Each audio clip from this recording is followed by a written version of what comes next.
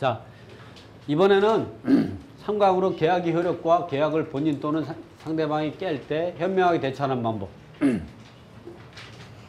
이제 그 챕부터 4인데요.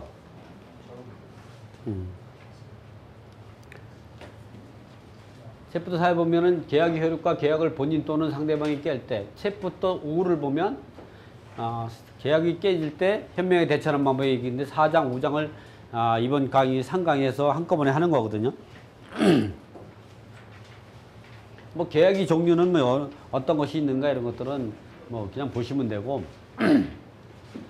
계약의 성립 요건과 증빙자료가 계약서가 필요하다 이런 얘기는 이 계약서가 없어도 돼요.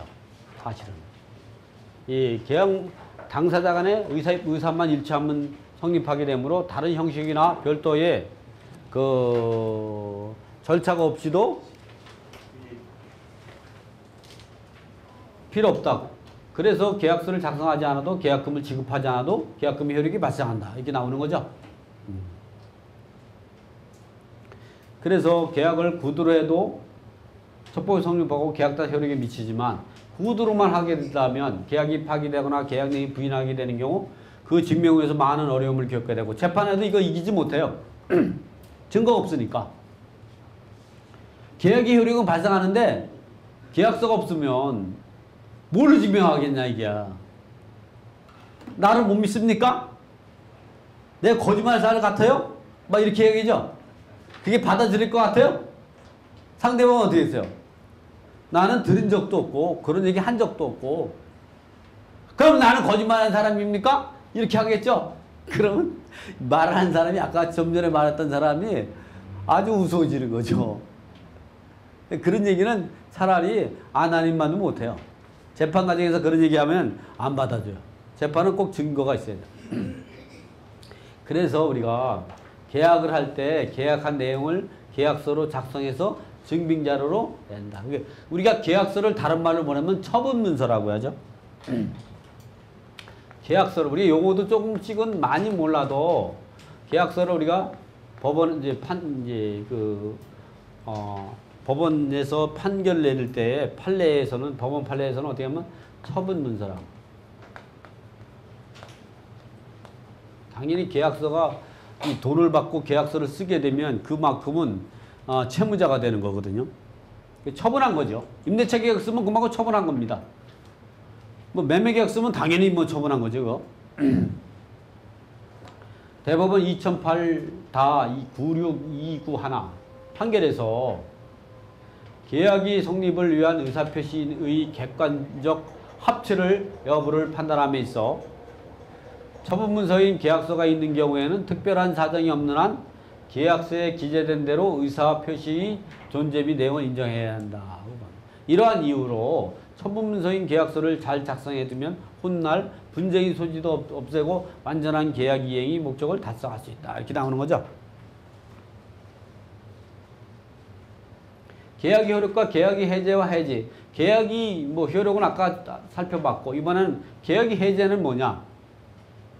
계약이 이제 임대차 계약을 썼다든가 매매계약을 쓰면은 그것이 계약이 완료 단계. 완료라는 건 뭐냐면은 계약서를 작성하면 이게 처분문서라고 했죠. 그리고 주계약을 이게 처분문서고 이게 주계약. 그리고 계약금 계약, 그 다음에 중도금, 잔금, 건물인도,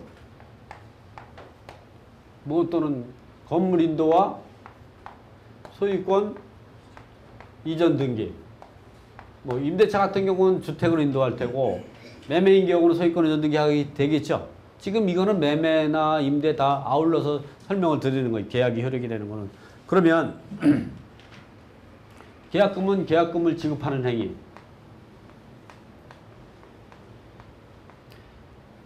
계약이 이행되기 전에, 이게 계약이 이행되기 전에, 계약 이행 전 또는 계약에 착수하기 전, 계약 이행 이후에 계약 이행 전에는 이 계약금을 해약금을 지고 언제든지 본인 당사자가 자유롭게 계약을 해지할 수 있어요. 이건 민법 640조에 있는 당연한 권리예요. 그러나 계약이 이행되고 나서는 근데 계약은 이행은 뭐냐? 중도금 잔금에 이 버금가는 것이 아니라 계약을 이행하기 위해서 어떤 조치를 예를 들어 뭐 등기부에 있는 가압류를 맞수했다든가 그럼 이행된 거예요. 압류를 맞수할 수도 있고 또는 계약을 하기 위해서 집에 도배를 한다든가 장판을 한다든가 또는 그 사람이 원해서 그 집을 수리한 경우도 있죠. 이런 경우는 계약이 이행이 된 거예요. 중도금 잔금이 지급되지 않았다도. 이럴 때에는 누구나도 그럴 때에는 계약이 이행되면은 계약금만 갖고 계약을 깰 수가 없는 거죠. 그럴 때에는 이럴 때 계약의 해제라는 거는 무슨 뜻이냐? 이렇게 이런 경우는 해약금을 지급하고 스스로 계약을 해제할 수 있죠. 또 요 잔금을 지급하고 주택을 인도받을 수 있는 계약이 완료 단계 이전에 요때 깨지는 경우가 있죠. 이때는 합의 해제, 약정 해제, 법정 해제 이것밖에. 근데 이 합의 해제 같은 합의가 잘 안 되겠죠. 합의하면은 계약을 썼던 걸 무효로 하는 건 얼마든지 할 수 있는 거 아니잖아요. 여러분 합의하면은요 죽은 사람도 살려놓을 수 있어요. 죽은 사람도. 지금 제가 농담하는 겁니다. 진담이 아니라. 죽은 사람은 어떻게 살리겠어요? 그만큼 합의하면 안 되는 게 거의 없다는 거죠. 죽은 사람은 못 살리죠. 아무래도. 근데 약정해제는 뭐냐면 아예 계약서에다가 이렇게 계약을 해제할 때는 아무 조건 없이 계약을 해제하겠다. 아무 조건 없이 계약을 무효로 하겠다는 얘기는 원래 계약이 없던 상태로 원래로 환원시키겠다는 거죠. 그래서 이때는 할 수 있는데 그러나 이 해지라는 건 뭐냐면 계약이 완료되고 나서 계약을 해지하는 거죠. 그러니까 이런 거는 해지는 매매에서는 있을 수가 없는 거예요. 임대차에서만 있어요. 임대차와 같이 계속적인 임대차 계약이 효력이 계속 있는 말씀을 하는 거죠. 이럴 때만 계약이 해지가 있는 거예요. 임대차 기간이 만료돼 가지고 만료되기 6개월 전부터 한 달을 30일 남겨놓은 상태에서 계약 해지권을 발동하는 거죠. 계약 갱신을 거절하고 그랬죠. 그러면 계약은 이제 그 계약이 만료된 날로 이제 계약은 이제 없던 것이 되는 거죠. 그러나 과거의 계약의 효력은 그대로 유효한 거죠. 그러나 계약의 해제는 뭐냐? 아예 없던 것이 되는 거예요. 계약제 아예 안 쓴 것처럼 백지화 되는 거예요. 계약 해직은 과거의 임대차 계약 또한이라든가 이처럼 또 월세를 2기 동안 나게 하면서 계약을 해지하잖아요. 중도에. 임대인은 차임을 2기 이상 연체하지 않으면 임대인은 임차인에게 계약 해지권을 발동할 수 있다 그랬죠. 그럴 때 최고 없이 계약을 해지할 수 있어요. 그럴 때는 계약이 해지될 때에는 그 전까지 계약의 효력은 유효한 거예요. 그 이후부터 없는 것이 되는 거죠. 즉시 없는 것이 되는 거죠. 즉시. 이제 계약의 해제와 해지가 뭐 이해가죠? 계약의 해제와 해지는 전혀 다른 내용이에요. 그러니까 일반 매매에서는 계약이 해지되는 게 의미가 없어요. 일반 매매나 이런 데에서는 계약이 해제만 있을 뿐이죠. 임대차에서만 그 중도 해지라든가 또는 그 계약까지 만료돼 가지고 계약을 해지하는 이 경우가 있을 수가 있는 거죠.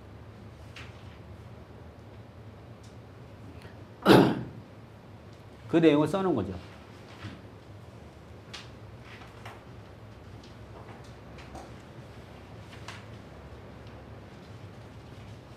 이런 내용은 실권 약관 같은 경우는 시간상 제가 생략하니까 책에 있는 내용을 보시면 쉽게 이해할 수 있을 겁니다.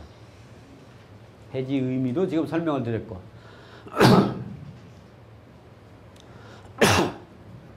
이번에는 이제 계약이 이행이 착수하기 전에는 요 단계죠. 계약이 이행되기 전에 좀 계약금만 지급한 상태에서 중도금 이후에 이게 지급하지 않은 요 전에 같은 경우는 민법 그 560조에서 당사자의 의미는 뭐냐? 이제 그 누구라든가 다 할 수가 있다는 거죠. 계약이 이행이 착수는 계약금 후 중도금 일부 또는 전부를 지급한 경우, 잔금 일부만 지급한 경우 또는 잔금날 매수인이 잔금 지급 또는 매도인이 부동산 인도와 소유권 이전 등기를 하는 것을 모두가 다 계약이 이행이 착수가 된다. 이런 것도 완료되면 계약이 완료됐다 이렇게 하는 거죠.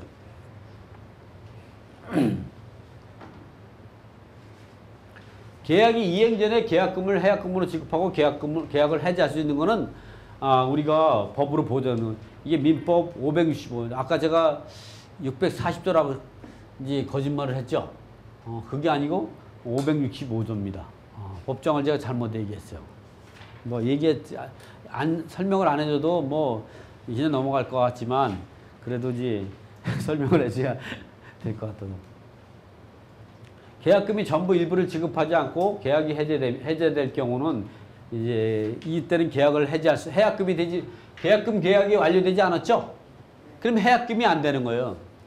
그럴 때 계약이 깨졌을 때는 계약금 상당한 금액이 손해배상의 금액이 되는데 그것이 과하다고 생각하면 감액 청구 소송을 할 수 있고 그렇게 되면 감액이 되죠.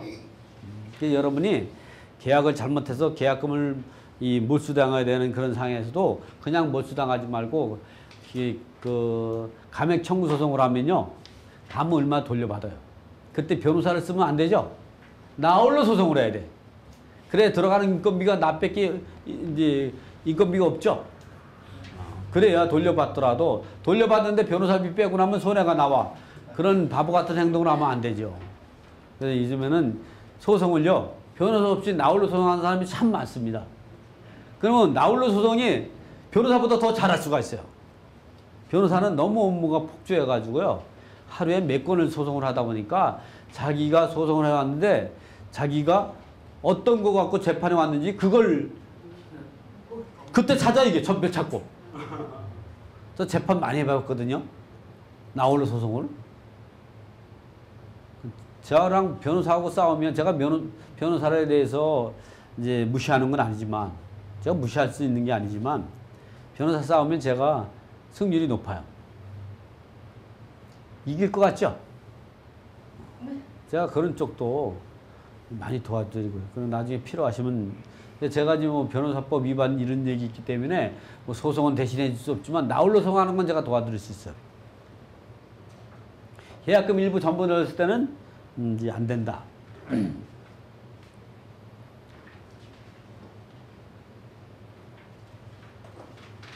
계약을 중도금 지급하기 전이라도 언제든지 계약을 깰 수 있느냐.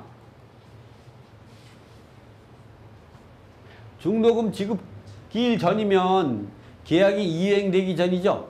다시 말하면 계약이 착수되기 전에 언제든지 해약금을 주고 계약금을 깰 수 있느냐. 그건 아니다.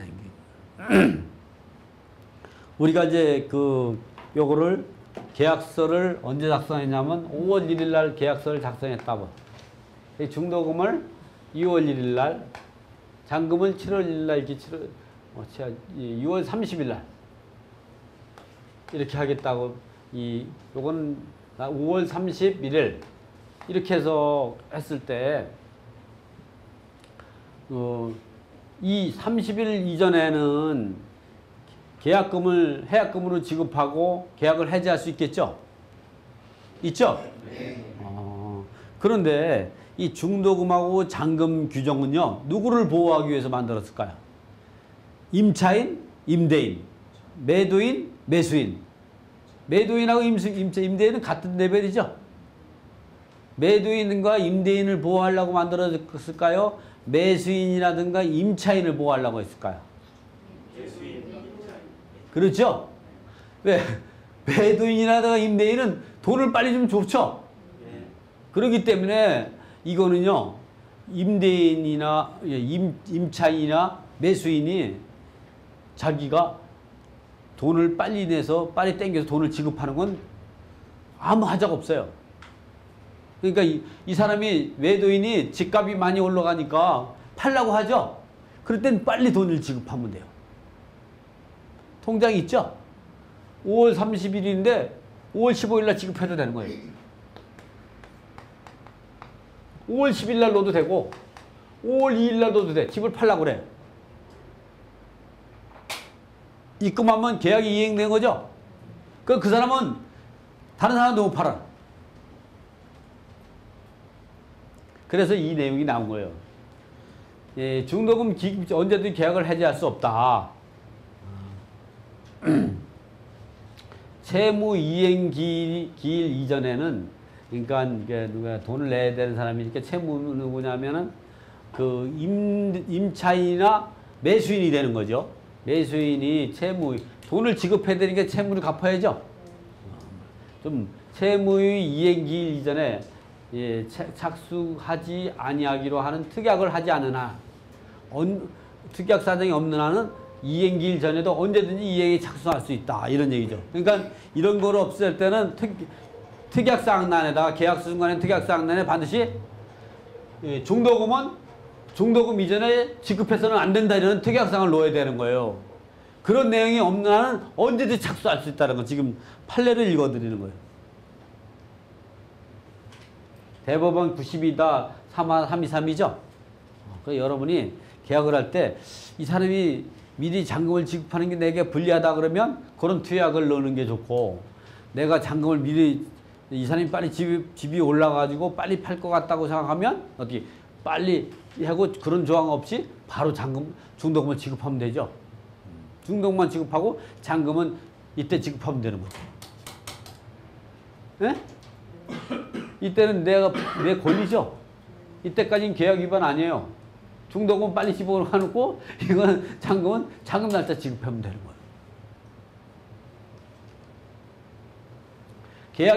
계약을 해지하는 방법은 이게 좀 중요한 거죠. 지금 보면 계약이 이행이 있은 후 중도금을 지급하거나 또는 중도금의 일부 지분을 갖다 지급한 경우, 이럴 경우는 이 중도금도 금액이 큰 거는요. 1차 중도금, 2차 중도금, 3차 이게 몇 번에 나눠서 중도금을 해요. 그때 한 번만 중도금 일부를 지불했다면 계약이 이행이 된 거죠. 계약이 있은 후 채무자는 계약을 해지할 수 없다. 합의해제는 할 수가 있죠. 언제든지 합의해서 할 수가 있는 거죠. 약정해제도 할 수 있죠. 계약서에 있으니까. 근데 여러분들은 이게 합의해제나 약정해제를 할 수 있는 능력이 없죠.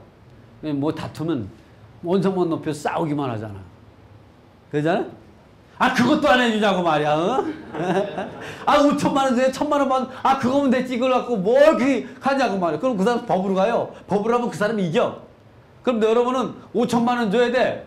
그러지 않고 살살 달래면 1,000만 원 갖고 할 수 있죠. 제가 사람은 이 약한 상황에서 사정을 하면요. 그 약한 아주 나쁜 사람 아니면 대부분이 다 거기 넘어가. 그래서 여러분도 자기 잘못했을 때는 화를 내면 안 되는 거예요. 잘못했을 때는 은혜를 사정해야죠. 그럼 사람이 은혜를 사정을 하면 사람이 은혜를 베풀게 되죠. 그랬을 때는 5천만 원이 아니라 많이 가봐야 한 1,000만 원 지급했다면 한 1,000만 원만 더 주고 계약을 깰 수가 있는 거예요. 돈을 받은 사람은 1,000만 원 받았으니까 100을 줘야 2천만 원은 기본적으로 줘야죠. 1,000만 원은 받은 돈 주는 거고 1,000만 원은 해약금이죠. 거기다 1,000만 원 더 주니 3,000만 원 주면 되니까 결국 해약금으로 2천 더 주는 거죠. 100을 상환한다니까 뭐 이 2배 주는 줄 알아. 그 받은 돈 반환하는 거야. 한 배만 해약금을 주는 거예요. 해약금을 주는 거지. 이 법정 해제 같은 경우는 우리가 조심해야 돼요. 지금 요 강좌는 요게 핵심. 법정 해제는 법률의 규정에 의해서 해제하는 것으로 채무자의 계약이 이행지체, 이행불능, 불완전 이행. 결국은 뭐냐면 계약을 제대로 이행 안 했다는 거죠. 네? 돈을 안 줬다는 거나 또는 뭐 집을 수리해서 해주겠는데 그런 거 안 했다는 거 이런 거죠. 이랬을 때는 그 상대방은 계약을 해제할 수 있는 것이 법정 해제예요. 법정 해제를 할 경우는 상당한 기간을 정해 중도금을 지급할 것을 최고하고 그때까지 지급하지 않은 경우에만 계약을 해제. 이때는 반드시 최고를 하고 해야 돼요. 아까 같이 차임을 이기 연체했을 때는 최고 없이 바로 계약을 해제할 수 있죠. 그럴 때도 해지 통보를 해야 되는 거예요. 해지 통보를 할 때까지는 계약의 해지로 발생하지 않아요. 근데 이렇게 지금같이 법정 해제를 하고 있을 때는 바로 계약을 해지 통지를 하면 안 돼요. 어떻게 하냐. 상당하게 기술가지고 이때까지 지급하면 계약을 해제하겠다는 이제 의사표시를 통지해야 돼요. 그리고 나서 바로 계약 그 기간이 지나면 자동으로 계약이 해지되냐. 또 다시 계약 해지 통지를 또 해야 되는 거야, 이게. 두 번 해야 되는 거, 두 번. 해지 통지 안 하면 효력이 없어요. 계약 이행을 최고하고 계약을 해지하는 통지하는 방법을 할 수 있다. 그런데 상대방이 동시에 항변권을 갖는 경우쯤 이렇게 법정 해제라는 게 상대방이 동시에 항변권을 갖는 경우가 있거든요. 임대차 같은 게 임차인이 잔금을 납부하면 주택을 인도와 동시이행이죠. 그건 똑같은 거예요. 어떤 게 먼저가 될 수 없어요. 이 매수인이 집을 산 사람이 잔금을 납부하지 않고 있어요. 그럼 매도인이 그걸 잔금을 납부하지 않은 것 같고 계약을 깰 수는 없어요. 어떻게 해야 되냐? 자기도 동시행 항변권을 주장을 해야 돼요. 상대방 내가 어떻게 내가 등기할 서류, 소유권 이전서류라든가 돈을 다 준비한 거하고 돈을 입금시킬 필요 없어요. 부동산 중개 사무실에 갖다 놓고 내가 여기 준비 다 있다. 그러면 상대방이 내가 동시에 항변권을 주장하는데 상대방이 동시행을 못 하는 거죠. 그걸 계약의 이행지체에 빠뜨리는 거야, 상대방을. 이행지체. 이행을 안 하고 있죠? 이행지체 떨어져. 그럴 때에는 이행지체를 빠뜨린 걸 이유로 해서 법정 해제권을 할 수 있는 거죠. 그럴 때는 내가 소유권 서류를 부동산 사무실에 맡겨놨다. 아니면 법원에 공탁해놨다. 너는 이 서류 갖고 법원에 공탁하는 게 제일 좋아요. 서류를 공탁해놨으니까 너는 언제든지 이제 그 소유권을 이전 등기를 가져갈 수 있다. 돈을 나한테 지급하고 소유권을 가져가라. 네, 제가 이제 얼마 전에 가끔 보면은 저 보통 사람 아니거든요. 제가 이게 만만한 사람 같지 않아 보이죠? 저 보통 사람 아니에요. 근데 저한테 이 공격하는 용산구에서 제가 이제 집을 팔았는데 이제 그때 뭐 그 계약금의 일부를 받았어요. 한 6% 정도 받았어요. 10%가 아니라. 6%를 받았는데 거기에 위약금 조항이 부동문자로 된 위약금 조항. 내일 오시면 제가 부동문자 뭔가 계약서를 보여주면 계약서 내일은 계약서 작성하는 거를 갖다 하니까 부동문자에 대한 그것만 있고 특약사항에 위약금 조항이 없어요. 그럴 때에 내가 법정 해제권을 주장하면 내 계약금 돌려줘야 되는 거예요. 계약이 없던 걸로 되는 거죠. 그리고 나는 그 사람을 상대로 손해배상 청구를 해야 되는데 내가 손해본 게 뭐가 있겠어요? 얼마나? 100만 원, 200만 원? 뭐 많이 돼야 500만 원이겠죠? 뭘 그렇게 손해봤겠어요? 손해배상 내가 어떤 손해를 봤다는 걸 입증 책임은 나한테 있는 거예요. 그게 얼마나 어려운 일을 하고 있어요. 그러니까 그래서 내가 계약 이행을 주장하는 거죠. 서류를 공탁해놓고 매매대금 청구 소송을 하는 거죠. 그리고 소장 접수 날부터 연 5% 이제 그 이자가 붙는 거죠. 부당이도로. 응? 그거는 지연적이죠. 판결을 받은 날부터 15%가 되는 거고요. 소장을 접수한 날부터는 법정이자가 되는 거예요. 이렇게. 확정 판결을 받은 날부터는 판결이 난 날부터는 이제 그 15% 소송 촉진에 관한 법률에 의해서 15%가 되고 소장을 접수한 날부터는 법정이자만 그렇게 해가지고 이렇게 한다고 했더니 그 사람들은 왜냐면 내가 계약을 깨겠다는 얘기하면 계약금 돌려줘야 되는 거예요. 내가 그런 행동을 할 줄 알았나 봐.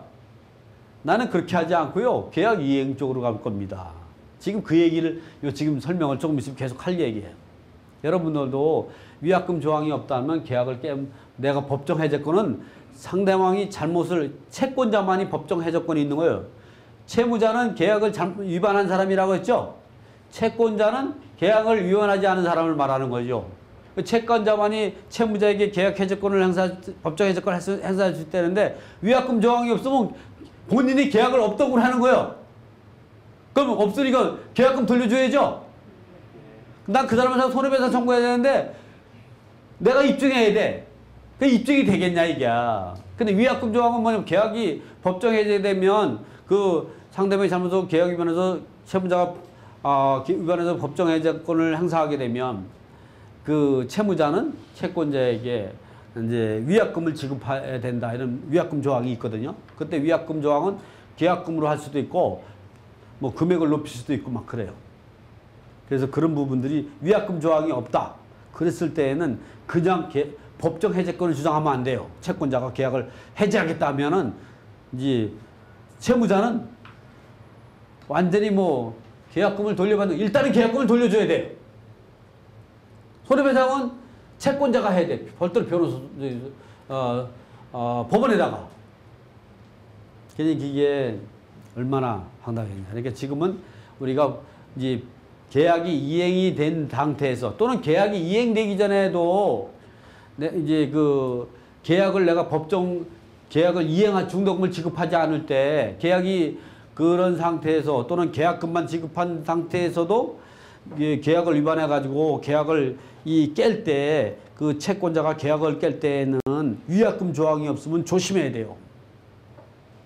그래서 위약금 조항이 없을 때 계약이 깨는 거하고 위약금 조항이 있을 때 계약이 깨는 이걸 갖다가 이제 그 잘 이해하고 나서야만이 계약을 본인이 직접 스스로 계약을 깨거나 또는 상대방이 계약을 깰 때 어떻게 대처하게 되는 것이 현명한 대처 방법인가를 계약을 본인 또는 상대방이 계약할 때 현명하게 대처하는 방법을 지금 말씀드리는 거죠. 이미 책에는 다 써 나와 있어요. 그 내용이 이제 챕터 4장에 있는 내용이고.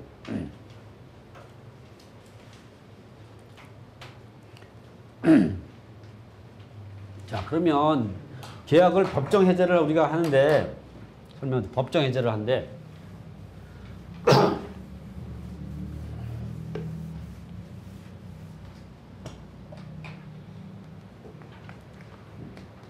뭐 합의해제를 한다든가 뭐 약정해제 같은 거 뭐 논할 이유가 없죠. 다 뭐 순리대로 하는 거니까. 근데 다툼에서 이 법정해제하는 거는 채권자만이 할 수 있는 거예요. 채권자.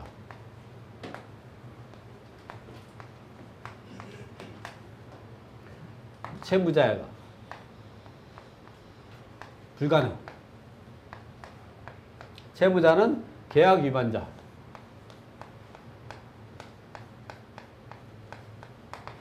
이럴 때에는 위약금 조항이 있는 경우가 없는 경우로 살펴볼 수가 있어요. 위약금 조항이 없는 경우. 위약금 조항이 있는 경우. 위약금 조항이 없는 경우는 채권자가 누구라는 이해하시죠? 채권자는 계약을 위반하지 않은 사람이에요. 계약을 위반한 사람이 상대방이, 계약을 위반한 사람은 채무자예요. 우리가 채무자를 용어를 잘 알아요. 채권자만이 할 수 있는데 이 채권자가 계약을 이제 해제하게 되면 계약은 아예 작성하지 않았던 것이 되는 거예요. 그러면 계약금이고 돌려주고, 근데 그로 인해서 계약이 깼으니까 채무자에게 손해배상을 청구할 수가 있는 거죠. 그러나 그 손해배상은 이제 이득 책임은 채권자가 해야 되는 거예요. 그래서 인정된다고 하더라도 별로 인정이 안 되죠. 근데 이게 예를 들어서 계약금 중도금까지 지급된 상태에서 잔금을 지급하지 않아서 계약이 깨졌는데 내가 법정 해제권을 행사했다. 채권자로서.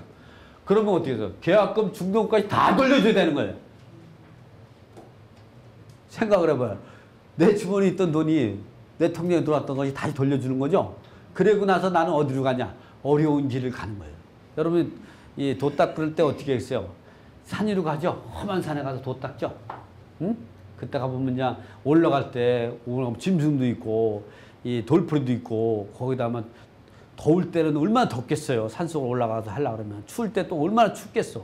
눈보라요. 그거를 갖고 산에서 기도를 몇 년 하고 나오면 도인이 되는 거죠. 뭐 도인이 된다고 되는 사람도 있고 안 되는 사람도 있지만.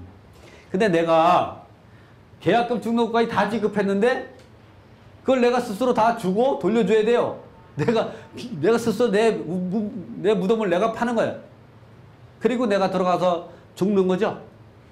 그래 내가 해고 그걸 돈을 돌려주고 법원에다가 손해배상 청구 들어가요. 계약금을 예를 들어서 이제 5억짜리 매매라 전세계약서를 3억짜리 했다. 5억이라고 해서 오면 돼. 계약금을 5천만 원을 하고 중도금을 1억을 받아서 1억 5천을 받은 거죠. 1억 5천이 내 주머니 있는 상태에서는 상대방이 을이 되는 거예요. 내가 갑이죠. 여러분 갑질한다는 얘기 많이 들어봤죠? 이 말에 무슨 갑질이면 통하는 건 아니겠지만 갑이 좋죠? 여러분 갑이 좋아요? 을이 좋아요? 갑이 좋죠. 갑이. 뭐 가까우다 보면 갑질하는 사람이 있지만 여러분 갑질 아무나 하는 게 아니에요. 능력자가 하는 거예요. 능력이 없으면 어떻게 갑질을 해요. 걔들이 깜빵 간다고 얼마나 살겠어요. 그 사람들 깜빵 가도요 몇천 원까지 있는 사람이에요. 깜빵 가면 황제 대접 받아요. 쓸데없는 질문을 자꾸 하시면 안 돼요. 그래서 이게 이러면은 안 돼요. 이럴 때는 어떻게 하냐. 그러면 여기 위약금 조항이 있는 경우는 어떠냐. 위약금 조항이 있는 경우는 내가 이 법정 해제권을 행사하면 계약 해지를 하면요. 위약금에 대한 손해배상은 자동으로 몰수되는 거예요. 그 나머지 돌려주면 돼. 근데 위약금 조항이 뭐 계약금 상당액이 있죠? 그럼 중도금 돌려줘야 되는 거예요. 원래 중도금은 당연히 돌려줘야 되는 거예요. 근데 계약금이 그 상대방에서는 채무자가 어떻게 했어요?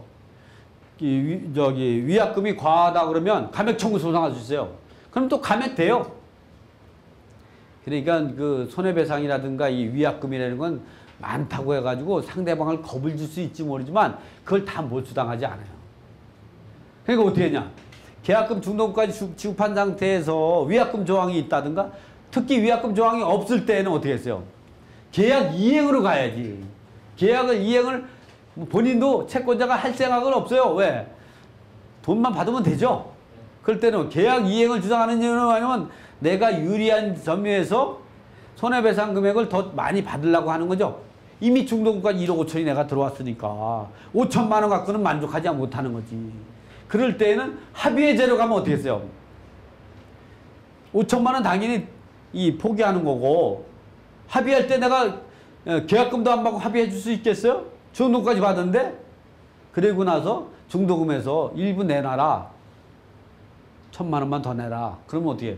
주겠죠? 그런 식으로 내게 유리한 쪽으로 계약을 깰 수 있는 거죠. 근데 반대로 생각을 해보자고요. 반대로. 채무자 입장. 여러분이 채권자 입장만 될 수는 없죠? 여러분이 채권자 입장이 되려면요. 똑똑해야 돼요. 여러분. 채무자 입장이 될 수도 있죠? 계약을 위반할 때 그때는 반대가 되는 거예요. 어떻게 했어요? 위약금 조항이 있다 그래서 승복할 필요가 없죠? 감액 청구 소송하면 감액돼요. 가서 또 어떻게 하냐. 애기도 업고 하고 그리고 운동화 신고 가고 이 머리도 이렇게 하지 않고 그리고 불쌍한 척 하잖아요. 옷도 떨어진 옷 입고 하고 그럼 판사가 많이 봐줘요. 이거는 재판에서 정설이에요. 판사님들이 정의감이 넘쳐. 불쌍한 사람한테는 불쌍한 거 뭐냐면 가서 울고 해봐요. 울면요. 5천만 원 안 판결 안 줘요. 한 3천만 원? 2,500. 그 판결 있잖아요. 판사 마음이에요. 판사가 소통령이라 하잖아요. 큰 통령이 대통령이고 소통령이 이 판사가 그렇게 권한이 막강한 거예요. 자기가 이렇게 양심대로 판결 내잖아. 그거 손해배상 청구할 수도 없어요. 이렇게 되는 거죠. 이런 경우는 위약금 조항이 없을 때는 채무자 입장에서는 임차인을 살살 좀 긁어야죠. 어? 그래가지고 스스로 그러려면 계약을 없다고 해! 이렇게 나올 때가 딱 기다려요.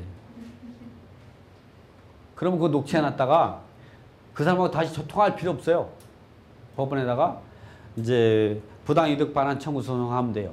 또는 계약금 반환 청구 소송이라든가 부당이득 반환 청구 소송이 많네요. 왜? 계약이 없던 거로 됐으니까 부당이득 본 거죠? 그럼 다 돌려줘야 되는 거예요. 근데 그거 하기 전에 먼저 그 사람 부동산에다 가압류부터 들어가는 거지. 가압류 쳐놓고 부당소송하는 거지. 그럼 누가 이기냐? 임차인이나 매수인이 이기게 됐죠. 채무자가 이기게 되는 거거든요. 그건 채무자하고 채권자 싸우면 채권자가 100점 100패예요. 이길 수가 없는 게임이에요. 자기 스스로 계약을 깼잖아. 자기가 이제 이 손에 총을 들고 있는데 그 총알이 한 방밖에 없어요. 그 적을 죽일 수 있잖아요. 적을 쏘지 않고 한 거. 다른 대방은 칼을 들고 있어요. 총을 쏘면 칼을 제압할 수 있죠. 내가 총알을 쏘는 바람에 나는 총만 가지고 있고 총알이 없죠. 상대방은 기칼을 가지고 있죠. 싸우면 누가 이겼어요? 그 사람은 지는 거죠. 그래서 이럴 때 현명하게 대처하는 거는 위약금 조항이 있을 때가 아니면은 법정하지 않고 계약 이행을 주장한다. 계약 이행을 주장하는 거는 그 상대방을 갖다가 계약 이행의 지체에 떨어뜨려야 된다. 그러려면 내가 이행을 먼저 해야 되죠. 내가 이제 임대인이라든가 매도인 같은 경우는 어떻게 되느냐. 내가 주택을 인도할 준비를 얼마든지 됐다는 증빙서를 대는 거예요. 갖다 주는 거죠. 그리고 이제 매매계약 같은 데는 소유권서를 갖다 주는 거고. 또 이 임차인이라든가 매수인 입장에서는 어떻게 하냐. 매도인과 임대인을 이행제 또 하려면 어떻게 해야 되냐. 내가 통장에 돈 들어있는 거를 갖다가 보여주는 거죠. 그 복사를 해가지고 부동산 맡겨놓고 언제든 있다. 뭐야. 그럼 그 증빙은 누가 했어? 이 공인중개사 증인수고 그걸 확인서를 써주겠죠. 확인했다. 어? 그리고 등기권리증 다 가져가는 거예요. 등기권리증 들고 다녀야죠. 그거 딱 하고 이렇게 했을 때 그리고 부동산 매도용 인감증명서 떼어와죠. 그러면 주민센터 가면 다 떼어주는데 뭐. 그래가지고 딱 기출 딱 해주고 선을 딱 해는 거예요. 너 돈 안 지고 보면 나는 계약 이행을 주장하고 이제 매매대금 청구 소송을 한다는 거죠. 그래도 겁을 안 먹으면 그 서류를 법원에 공탁을 해놓은 다음에 그 사람 재산을 찾아가지고 가압류부터 들어가죠. 그래서 청구하게 되면 현명한 더 자세한 내용은 책에 자세히 써 있으니까 시간 관계상 제가 이번 강의는 이거로 마치겠습니다. 자, 수고했습니다.